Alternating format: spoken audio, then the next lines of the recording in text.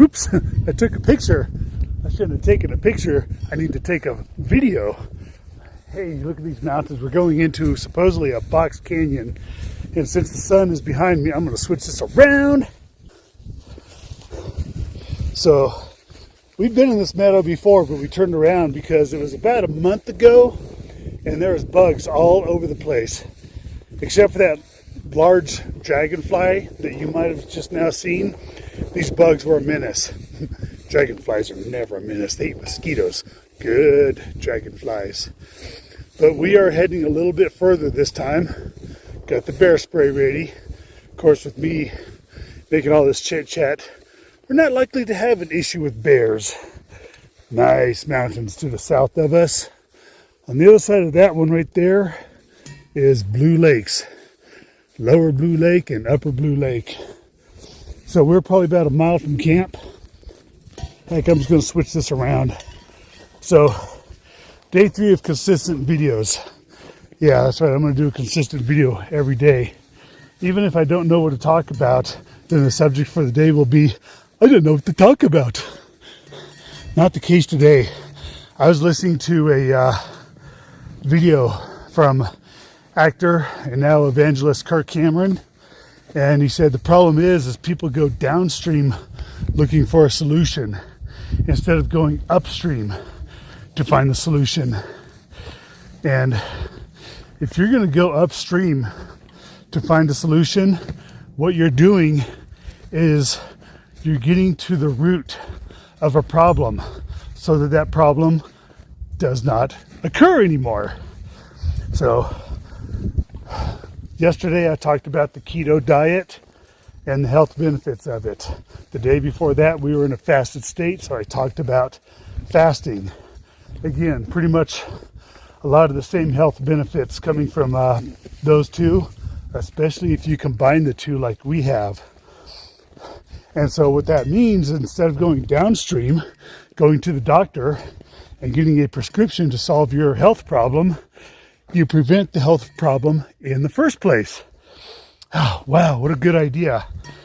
Instead of spending money on things that you don't need with money you don't have to impress people you don't like, use your money, find a way to invest it so that the little bit of money that you have becomes more money. Would you give $100 to someone who's going to give you $200 back? If you could do that all day, wouldn't you do that? Okay, that's an extreme example. That's return on investment that most of us are never going to see. But if you can give $90 to someone and they're going to give you $100 back, that's a 10% return on investment. If you can get a 10% return on investment in one day, that is a good thing. If you do that every day, I think you'd be a millionaire by the end of the year. But I got to digress because that's not really where I'm going with this. If you want to get to the very root of every single problem, but you're ignoring the very first line in the Bible, then you are missing it. Because in the beginning, God created the heavens and the earth. It does away with all false gods. It does away with all empty arguments, pointless arguments. And I can't think of anything more pointless than trying to serve a God that doesn't exist. Whether that God be yourself, a God that you make up, that's idolatry, by the way, a God that someone else made up, or a version of the Creator that doesn't really exist. See, one group of people that got it right and had it right, except they still missed it, which means I would have missed it, you would have missed it, and they all missed it. Even though when they were on target, man, they were spot on and solid. That was the Jew. That was the Israelites. Because their Bible began with the same verse that my Bible begins with. In the beginning, God created the heavens and the earth. So they knew that a pantheon of gods was false, Those are gods that do not exist. Those are gods that are man-made. Basically, it was idolatry. When the Apostle Paul went to Athens, and he was grieved in his spirit because he saw that the city was given over to idolatry. This was common all throughout the Roman and Greek empires. And so he spoke to them of the unknown God, the God unknown to them, the God who created everything. And some of them did not take it very seriously. They thought he was being foolish, but others were more open-minded. And they said, we will hear you more on this matter. So I got to give them kudos for remaining open-minded. And so the reason why the Jews missed it, and the reason why you and I also would have missed it, we don't understand the mind of God. So we need to keep an open mind to the things that God is doing. And what God was doing in the Old Testament is he was pointing to an event that happened 2,000 years ago.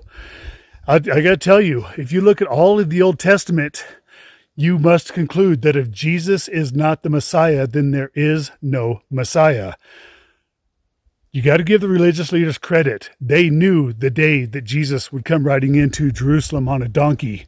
But they didn't think he'd come in riding on a donkey. The God in their mind was going to come in riding on a white horse to conquer the Romans and drive them out of Israel. And I'm sure that would have been a wonderful thing. But would that have solved the big problem?